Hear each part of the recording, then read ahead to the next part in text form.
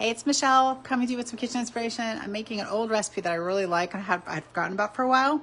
So first thing I'm doing is I took my single burner grill pan and the grill press and turned it on, and so that's heating up because that has to be real hot when the chicken hits it. All right, so I've got a piece of basic plastic wrap here, okay? And I've got to fold it in half so it's double thickness, okay. All right, so I have my chicken defrosting here, and get that out of the way. Just gonna open the bag. Looks like there's a little liquid in it, so I'm just dump that out. All right, so I'm gonna grab my chicken out of here. And I'm gonna, these are my professional, no, these are, what are these called? Kitchen shears. These are meat scissors, okay? You can buy them by themselves, or they come with the Forged Cutlery knife set. And they're specifically made as meat scissors. And I'm gonna show you how they work in a second, how they come apart for cleaning. All right, so I'm gonna take all of the white parts off my chicken so that I don't have any chewy stuff. I do not like chewy stuff on my chicken. All right, so I'm going to show you guys a tip today that allowed me for the past 25 years to feed my family of 6 with 2 chicken breasts, okay? Which, you know, when you have a lot of kids and food's expensive like it is right now, 2 chicken breasts can actually go a long way if you do the right thing with them. So I'm going to teach you how to do that. If you buy your chicken breasts already trimmed, you don't have to do this, but most of the time I don't buy them that way because they're a lot more expensive and we're all trying to save money on groceries right now. All right, so these scissors come apart like this so that they're easy to wash because they're not dishwasher safe. Okay, so just wanted to show you that. All right, sorry, I need to wash my hands. Add them in chicken.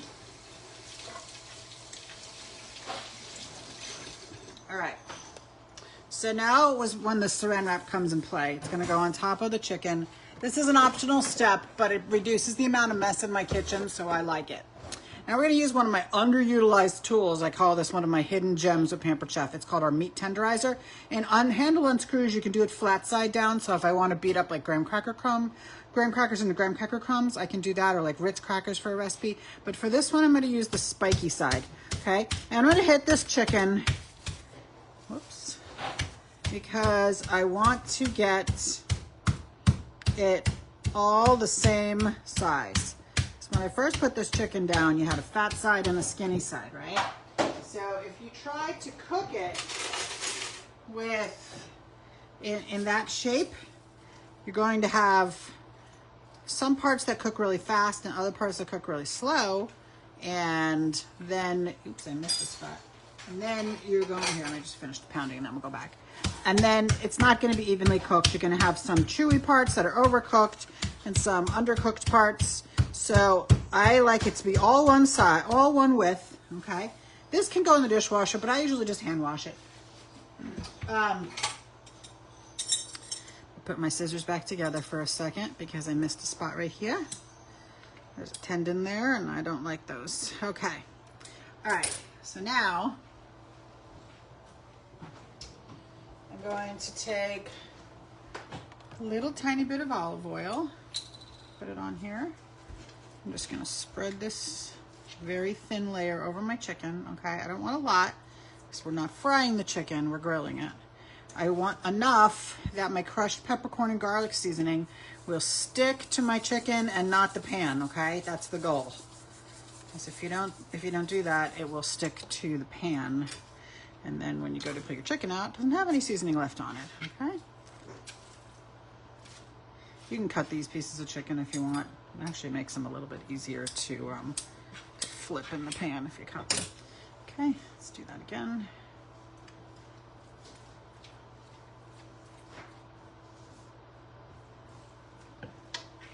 All right, I'm gonna season these. This seasoning is one of my favorites. I love it on chicken and I love it on beef.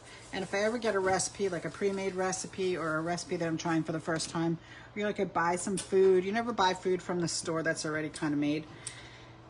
If I get something like that and it doesn't have enough flavor, I'm like, well, this is bland. That's when the crushed peppercorn and garlic always comes out, and I turn it into, I change the flavor of the food, give it more taste. Okay, now that my pan is really hot and it's smoking, I'm actually gonna turn it down to like medium high. And you do not want to put oil in this pan. This pan should be dry so that it will give you that grill flavor as if you were out on the barbecue, okay? If you put liquid in here or oil, you're gonna essentially either steam or fry your chicken, and we don't want to do that, okay? Now I preheated this with the lid on it, with the lid in there, so that it would get it would get hot also, all right? All right, let me just wipe my counter real fast. So this only takes about 3 minutes on each side.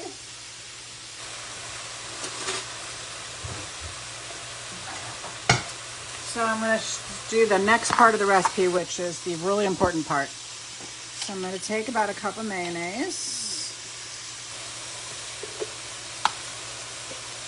Okay. And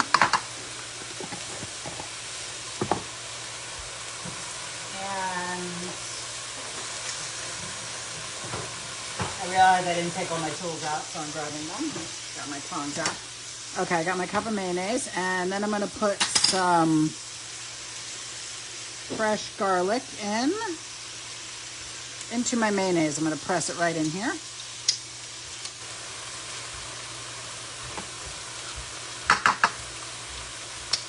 Whoa, some of that garlic was still in there.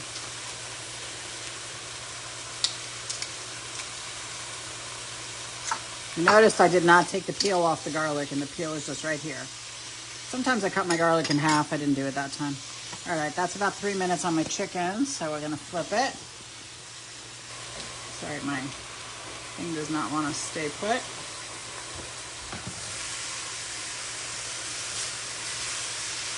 So this is what you want your chicken to look like. You want those brown lines. If they're a little black, that's okay too. What the goal is, have the outside of the chicken cook quickly so it locks in the moisture to the inside of the chicken, okay? And by doing that, we get that really, really good flavor. All right, I'm grabbing some basil off my plant that I bought. I bought a basil plant earlier yesterday, and I just, and you really do need fresh basil for this recipe. Take my other scissors. These are my professional shears. These ones are dishwasher safe. They're for other applications in your kitchen. You can also use them for meat, but they're not necessarily meat shears. So we're doing something here called chiffonade, which basically means roll all the basil leaves up in a pile and then cut them very thinly, okay?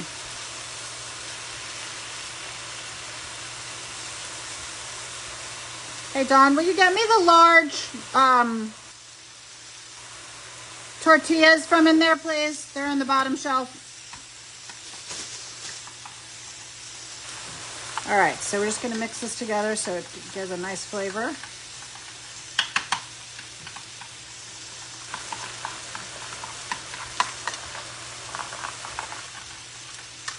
All right, and I need a fresh cutting board. One good thing about having all these little mini cutting boards, thin cutting boards, you can just keep putting a new one out. All right, so a couple things I need on here is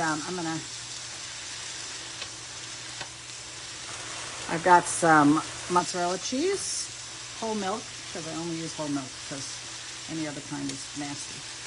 All right. I'm gonna open this up, and you have a couple choices. You can grate it or slice it. See if my grater's clean. I used it yesterday, so it might not be. Nope.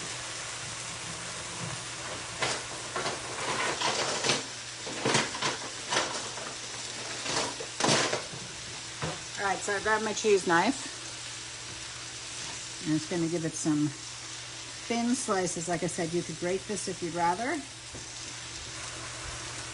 I grated it in the dishwasher, and I was too lazy to pull it out and wash it. So, and then the only other thing I'm going to put on here is I'm going to take my chicken out of the pan, which should be done by now. Let's take a look at it. Let me put this on a plate.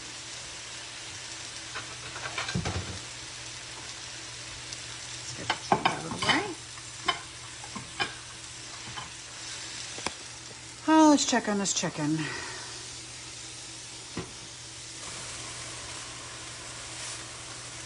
That looks beautiful. Okay, so I'm gonna grab my 5-inch utility knife. I'm gonna show you what this looks like on the inside. Look, perfectly cooked in 6 minutes. It's moist and juicy. I'm gonna give it, I'm gonna make some thin slices here, and then I'm gonna put it in the wraps. Actually, first I'm gonna toss it with the basil, garlic, mayonnaise mixture. Then I'm going to put some sliced tomato in my wrap, and some of the cheese and some of the chicken. And if you have a red onion and you want to put some red onion in there, that was optional in the recipe. You could put some red onion in there. So, or what I would like would be some pickled red onions, because I don't eat the raw ones, but I think some pickled red onions might be good in there. So we're going to toss all this together and roll it up in a big flour tortilla.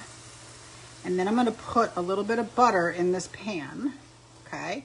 Now I said earlier, you're not going to put, make sure that one's cooked all the way. I might stick that back in for another few seconds, because that piece was a little bit thicker. You're not going to put a lot of oil and stuff in your pan, but if you are doing a recipe like this, on the second way through the pan, we're going to add a little butter, so that after we wrap up our tortilla sandwich, you know, our, what are they called, wraps in the tortillas, we're going to put them in the pan and grill them a little bit on each side. So a little bit of butter makes them get nice and brown, and it gives them just a little extra flavor. So that is what I'm going to do before I get back there, but I'm not going to keep you on here for any longer, because basically the majority of the cooking is done.